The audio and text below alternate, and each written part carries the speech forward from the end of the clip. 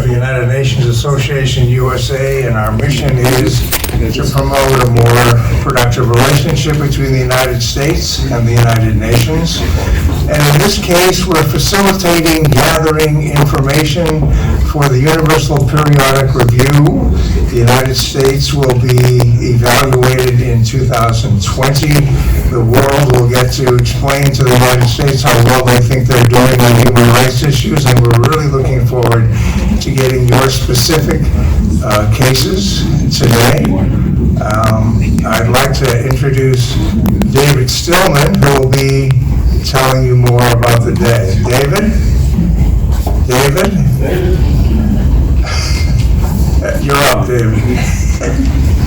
Thank you.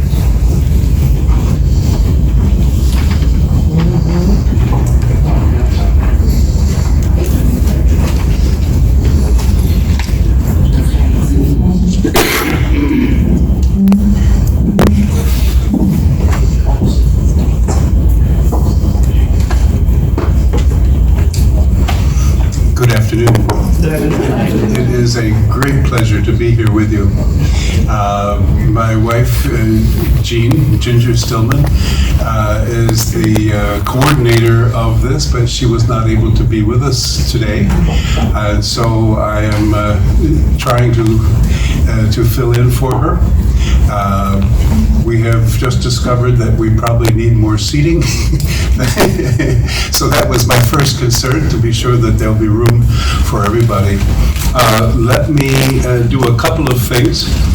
One is to make sure that everybody has a program. I think that some people registered before there were programs available downstairs. So Stedman, would you be in charge of handing out programs to anybody who was missing one? I'll keep one for myself. Give one to you. They stick together. Thank you very much.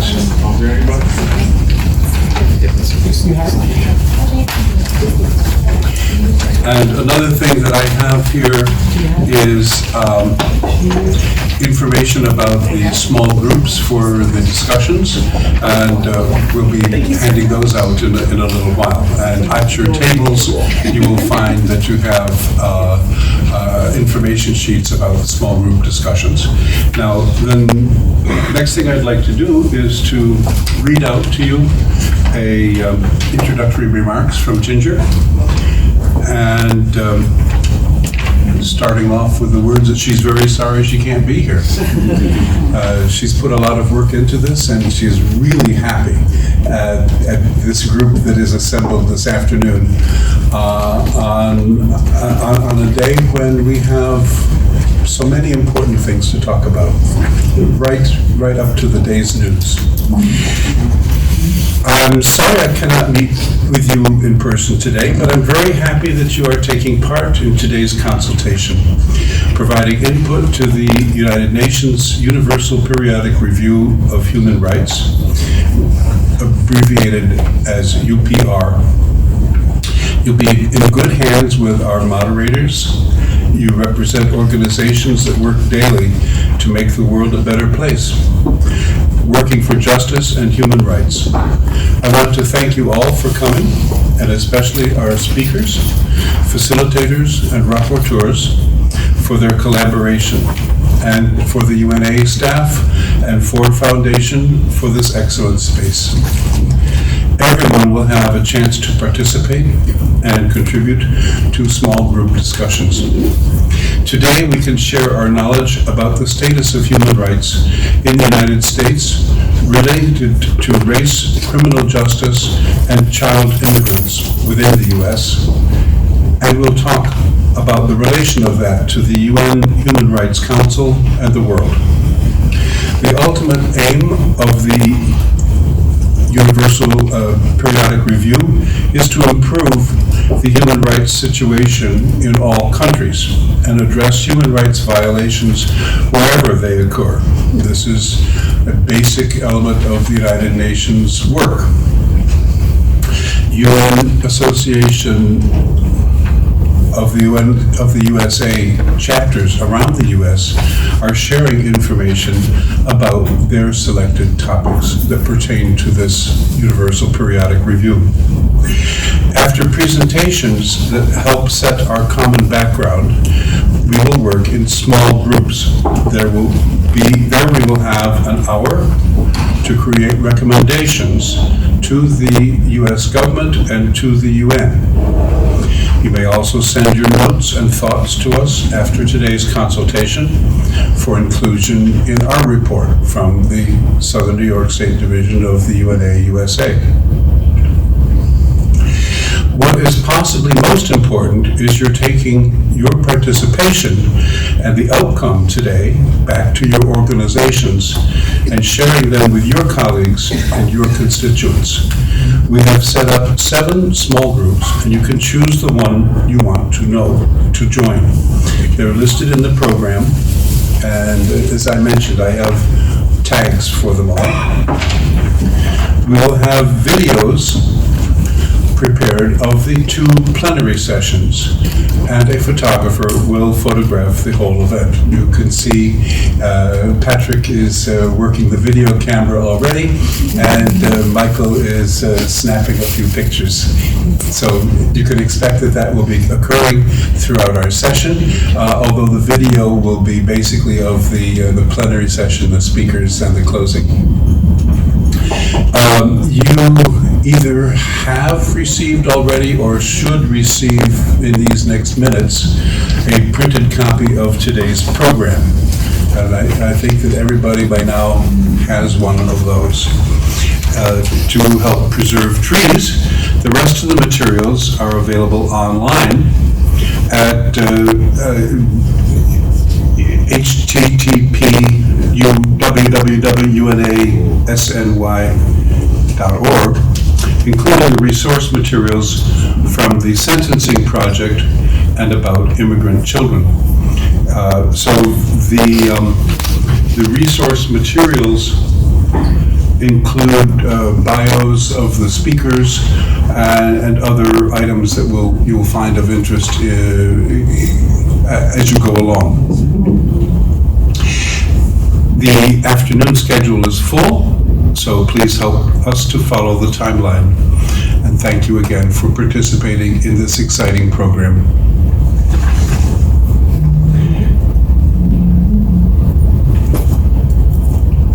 So next person to speak is Ruth Hassel-Thompson.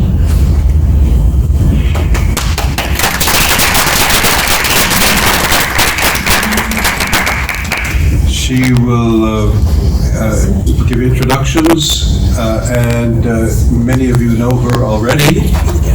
And she's a board member of the Southern New York State Division of the UNA USA, and she's special advisor to Governor Andrew Cuomo for policy and community affairs of New York State homes and community renewal.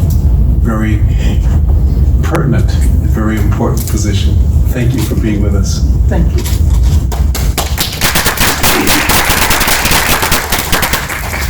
Thank you, David. Good afternoon. Good afternoon. I thought I was in the room by myself. How is everyone this afternoon? Well, thank you. Good. I am very pleased to be here this afternoon, but I'm sorry that I'm acting in this role because that means that Jean is not well. But you have heard her regards and you've heard her charge. As I said with George, let's get this show on the road because she will be watching from somewhere. I think it's being live streamed, George, so I want to be sure that we stick to the agenda. And I too would like to congratulate her on the amount of work and energy that she continues to put in the UNA, but in particular in today's program.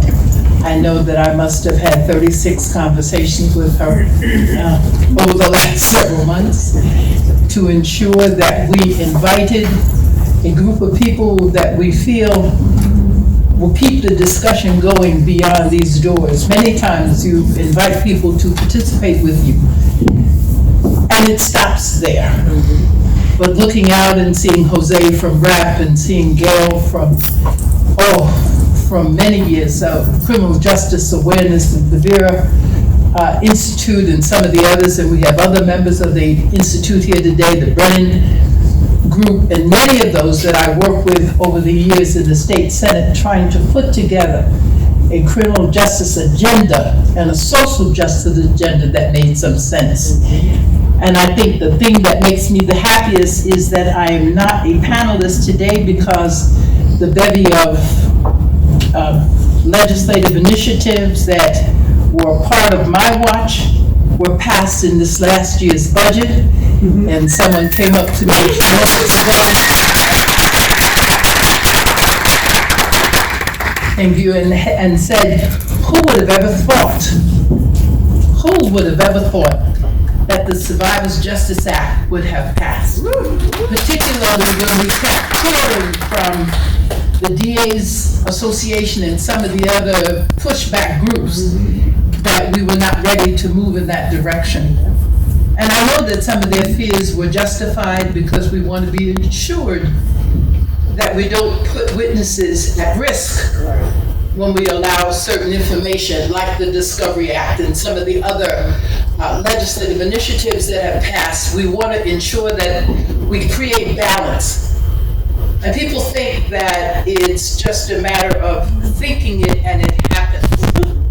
But it took us 12 years to move this agenda. And part of it meant that we had to have enough right-thinking people in the room at the same time to ensure that these things happen. So it took patience, but it took perseverance on the part of those who were a part of the advocacy for each of these pieces of legislation. And I tell you that because that's what it takes here at the UNA. It takes the patience, but it also takes the constant work of people who care, who are committed, and who have dedicated their lives in many cases to ensure that social and criminal justice in this country becomes a hallmark, and particularly starting here in the Empire State, which normally sets the example for how the rest of the country will go.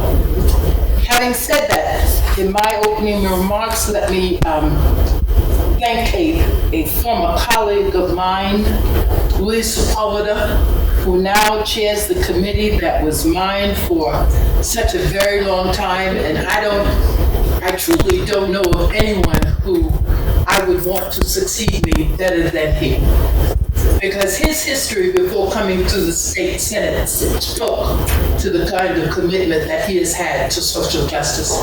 And I thank him, and I also thank him for taking time from his family after that harrowing session this year to be here with us today. And certainly, I want to thank Jose Saldana for release and the work that he and RAP are doing around the issue of release for aging people who are no longer a threat to public safety, but who deserve social justice as well.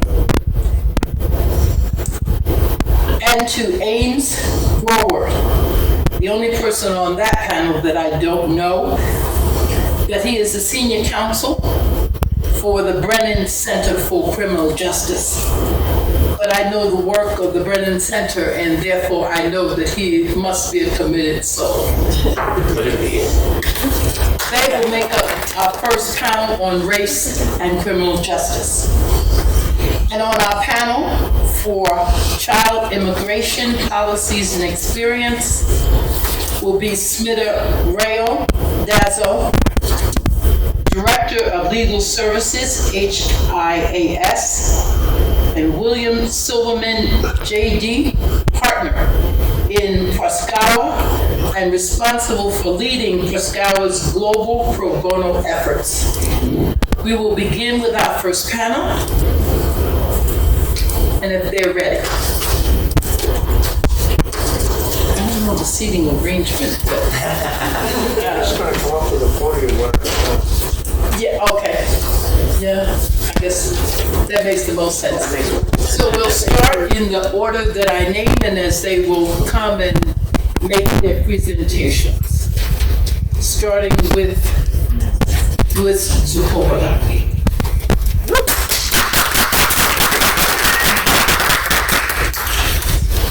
Well, good afternoon, everyone. First of all, I want to thank Senator, because once a senator, always a senator, Ruth Hassel Thompson. Tough shoes to follow, but I hope that I do as good a job as she did as a ranking member of corrections. And she certainly has been a role model to me and other elected officials. Her successor, Jamal Bailey, who had a lot to do with the criminal justice package that we just passed in Albany. I want to thank the UN Association and Jane Stillman for inviting me to this discussion today, a very important discussion. We did pass a lot of wonderful pieces of legislation this year. Elections have results, and as a result of the elections in 2008, we were able to elect like-minded people who have a different concept of what criminal justice is in this country. Now, I don't have to tell this group here that the criminal justice system in this country is the last residue of Jim Crow laws. We all know that. And we had to do something drastic to change it. It took 12 years, but something drastic we really did. And I'm very proud to be one of the members in the Senate, along with Jamal Bailey and Zelma Myrie and a couple of other colleagues, who really push the conference in a particular direction. We also have to thank, for my money, one of the great leaders in the state of New York, Senator Stuart Cousins, and the Speaker Carl Hastie, because without them, the legislation would never have gotten to the floor. So if you ever get an opportunity to thank some people, you should certainly thank those people that I've mentioned, along with Senator Ruth Hassel Thompson for so many years carrying this legislation and helping us get to where we got this year. We have so many things happening in our nation. The U.S. is facing time of increased threats to human rights. So the work the UN, the Universal Periodic Review next year will play a crucial role in shining light on these issues and paving the way forward. As a legislator, we know that working with civil society is vital to drafting legislation that is most relevant and effective. So thank you for hosting this workshop today. At a time when the federal government today is running either roughshod or standing still, or too often is actively perpetuating harmful policies, individual states now have more than ever the responsibility to resist and protect all human beings in our care. I'm proud and honored to be part of the New York State government, which with this year and in this session is becoming a national leader in defending basic human rights. Now, I chair the Corrections Committee, and I'm also a chair of a subcommittee on judicial appointments. I want to make sure that the judiciary in New York State also reflects the population of the state. There's certain courts, for example, the Court of Claims, where a person of color comes around once every so many years. Actually, once every so many decades. And to me, it's unjustified that in a state where you have so many wonderful lawyers, female, male, of color, that you still don't have a sizable portion that represents the state in those courts. And it's not just those courts, but it's many courts. And it is our responsibility to make sure that we have that reflection, because regardless of what people say, generally speaking, I come from a poor community of color. I was raised in Williamsburg, Brooklyn, where apartments back then were $15 a month. I don't think you can buy toothpaste in those neighborhoods now for $15 a month. But with my upbringing come certain reflections, certain sentiments, certain things that I'm sensitive to that others may not have been or are not sensitive to. And so I bring that, those life experiences to my policy and my legislation. Now, up until this year, I was the only Latino lawyer in the entire New York State legislature. Now there's 213 members. And thank you. Thank you, man. There's checks in the mail. Thank you. I'm proud to say now that I'm not the only one. Yes. We now have a Colombian, formerly undocumented immigrant as another lawyer in the state legislature, and that's Assemblywoman Catalina Cruz.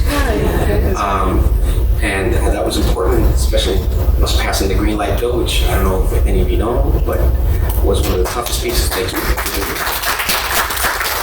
A very tough piece of legislation, which people at the top are still trying to undermine in ways that I just don't understand. But as Senator Thompson indicated, this was a historic session, 12 years in the making, and we wasted no time. There were still forces, very strong forces, that opposed any level of reform. When it comes to bail and pretrial detention, speedy trial, discovery, and transfer of inmates, even to this day, you still have forces, even forces within parties that represent progressive policies, forces that still resist changing things in a way that's fair. Now, I was proud that people who were incarcerated because they couldn't afford bail now will not have to worry about that as long as it's a misdemeanor or a non-violent felony. The speedy trial system that was used against mostly poor people and people of color to force them into plea bargains that were unfair. They could not afford to pay lawyers or get discovery information in an appropriate time. That's changed as of, I believe it was April 19th when we passed the bill. The HALT solitary confinement bill, which was something that was near and dear to me. Now let me tell you something. I expended a lot of my energy this session on the criminal justice reform package, on the green light bill, on DREAM bill, which also passed early on, but also on HALT solitary confinement. I have made it a point to push the governor, along with the advocates, like Jose Saldana, who in my mind is a hero, and Laura, and people like that who walk the walk, talk the talk, and do what they can, sacrifice a lot of their time to changing solitary confinement in the state of New York. We couldn't get it all done. We were able to extract some administrative changes.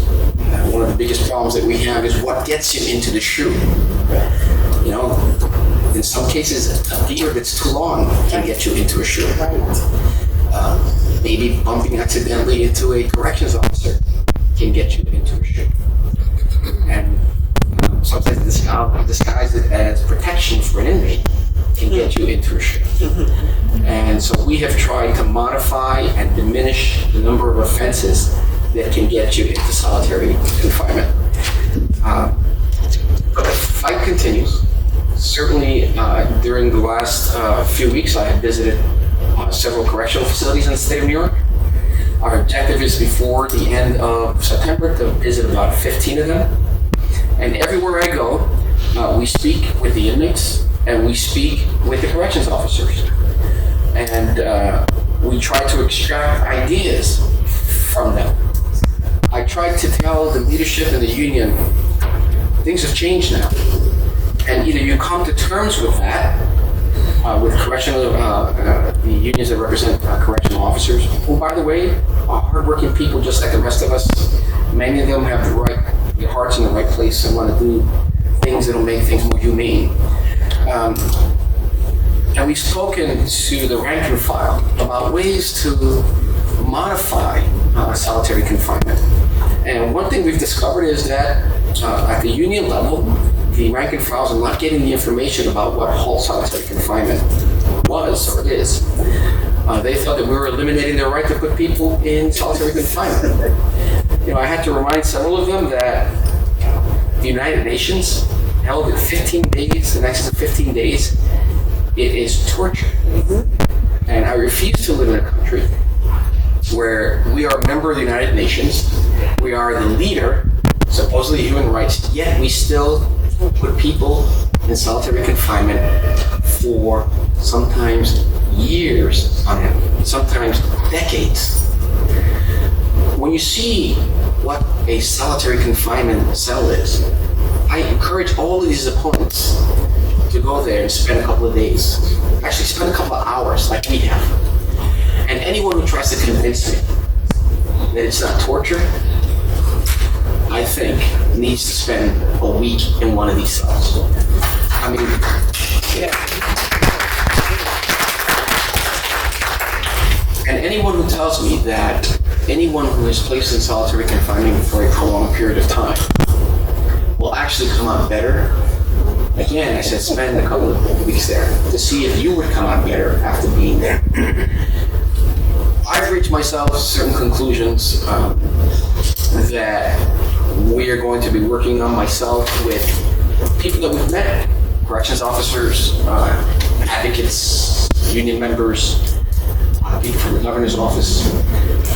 We're going to have a roundtable where we're going to try to create policy before legislative session starts, where we're going to draft a comprehensive halting solitary confinement bill. We're going to be working overtime on that so that when we get to legislative session on day one, we are ready to act and move. The great thing about the criminal justice reform packages are that it's going to change the criminal justice system in this state forever in ways that we could never have imagined, even a year ago.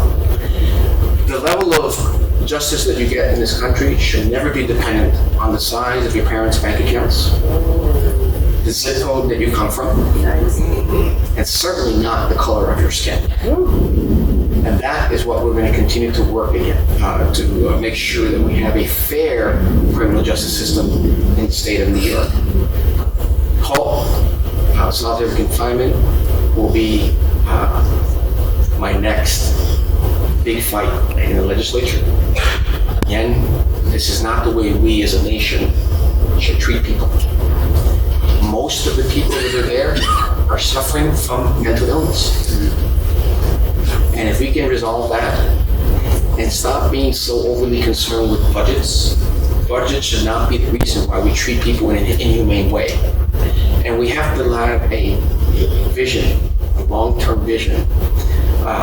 We can't be myopic about how we're going to deal with solitary confinement. We have to think that at the beginning, the costs may be great, but at the end, it's going to save us money. And we have to start thinking about other countries that have prisons that don't have shoes, they don't have any level of solitary confinement, yet the rate of recidivism in those countries are significantly lower than ours. Significantly. We have to change things. We have to provide more services, and we certainly cannot have prisons become institutions to house people that are suffering from mental illness. I'm going to challenge the governor. If you can create a greater budget to provide mental health programs for people that are incarcerated, I guarantee you that the rate of incarceration has decreased over the last so many years. I guarantee you that we can cut it in half and close another 15 prisons and use that money for programs and to educate young Black and Latino men and communities of color so that they can get free tuition and become productive members of society. And maybe one day one of them will replace me as the only Latino lawyer or another African American lawyer in the New York State Legislature. Thank you all.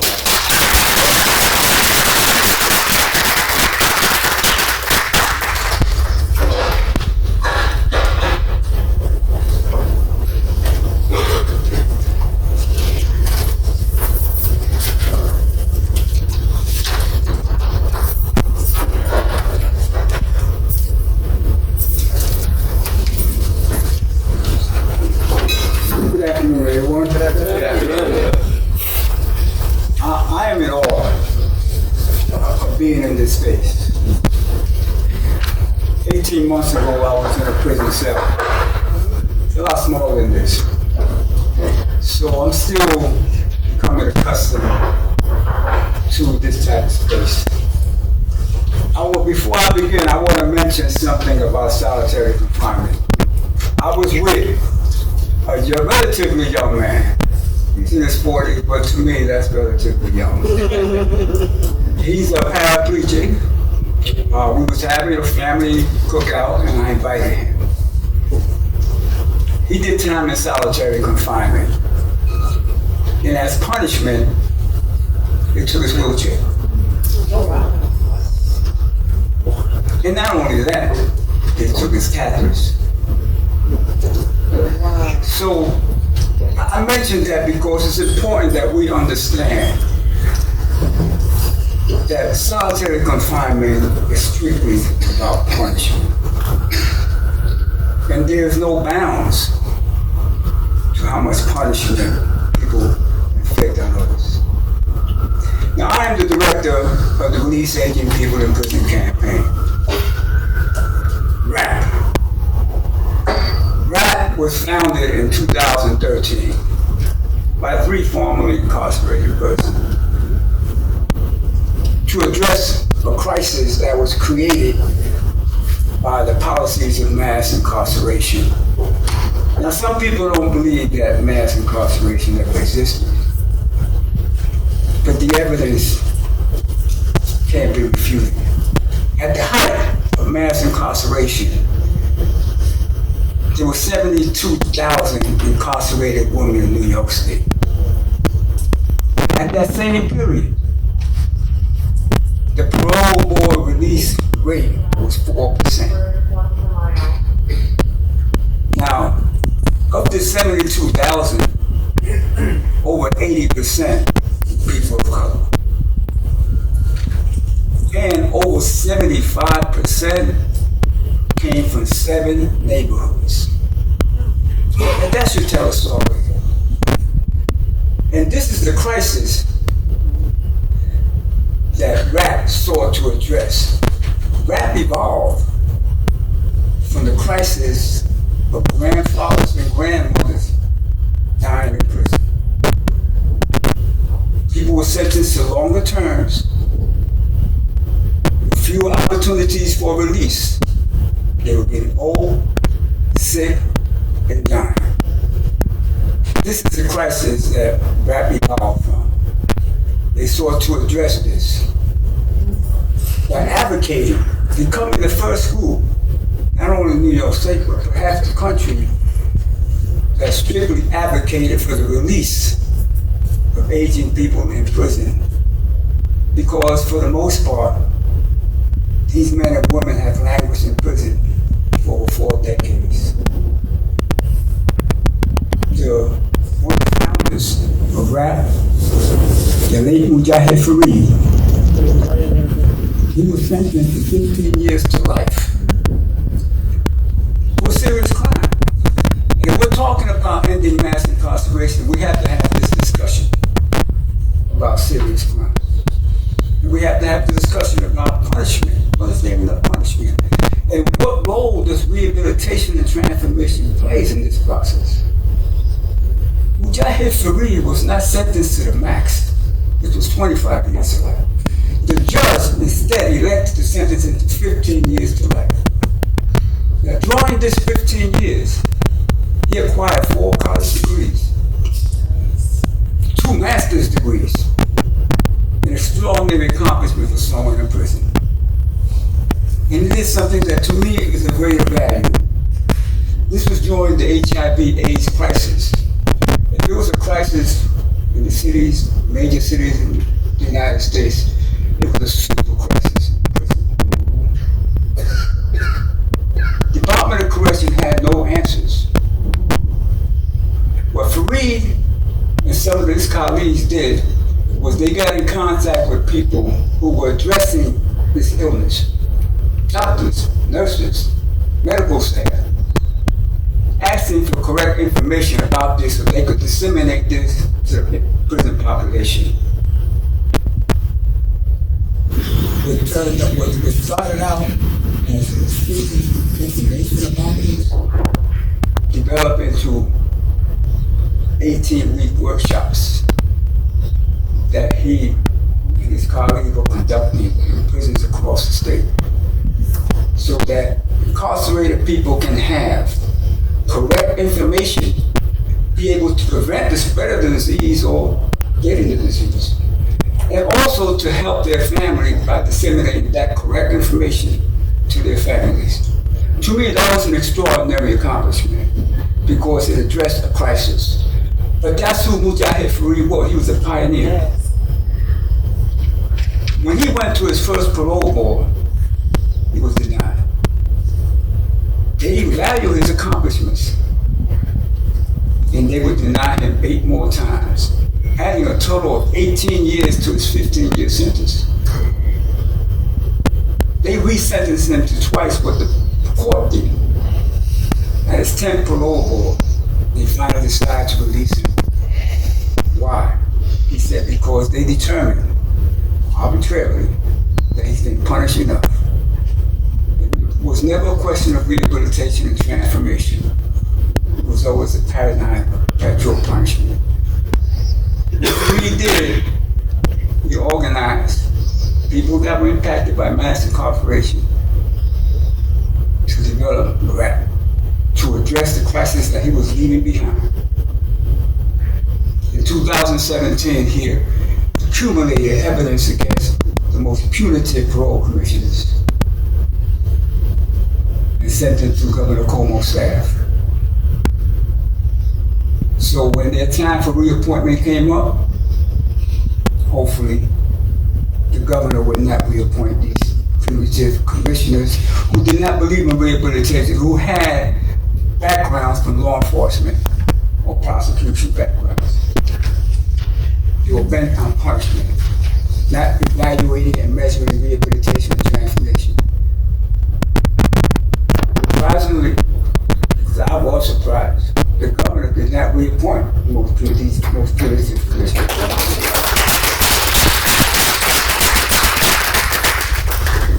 So I tip my hat to him. See, it's the first time I can say that. And it just so happens that he appointed 6 new commissioners. This is 2017. I appeared before my 5th parole board 4 months later, before one of these new commissioners.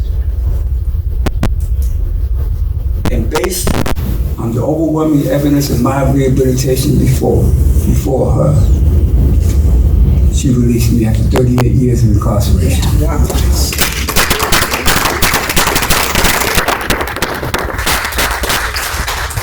So what RAP did, RAP moved the dial. They developed a strategy that actually worked.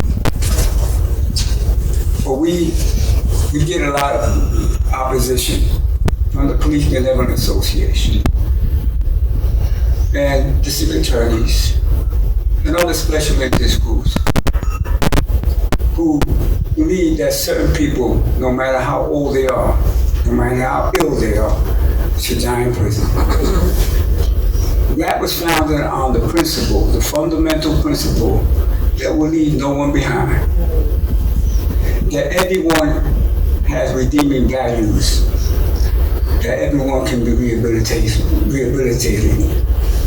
So we don't exclude anyone when we advocate for the elderly, or when we advocate for the general incarcerated people. For parole justice is actually for everyone, not just the elderly. Parole justice is for everyone. So we have 2 bills that we advocate. The first bill is actually the elder parole bill, which provides that if a person is 55 years old, 55 is a cutoff because it's a proven fact that as people age, they actually age at a crime. But in our case, we not only age at a crime, we transform our lives.